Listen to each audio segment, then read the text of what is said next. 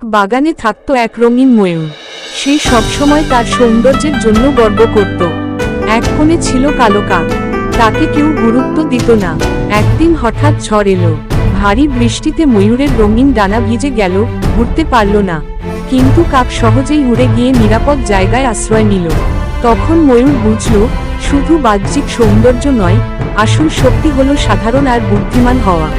উপদেশ: বাহ্যিক রূপ নয়, বুদ্ধি ও সরলতা আসল সৌন্দর্য। একটি ছোট গ্রামে থাকত ছেলে রাহাত। দরিদ্র হলেও সে সবসময় সত্য কথা বলত, কিন্তু তার বন্ধু কামাল সবসময় মিথ্যা বলে মানুষকে ঠকাত। একদিন কামাল মিথ্যা বলে সবার টাকা নিল, কিন্তু পরে ধরা পড়ে গেল। গ্রামবাসী বুঝল, যে সত্য কথা বলে তাকেই সবাই বিশ্বাস করে। উপদেশ: মিথ্যা যত বড়ই হোক, সত্যের কাছে সবসময় হেরে যায়।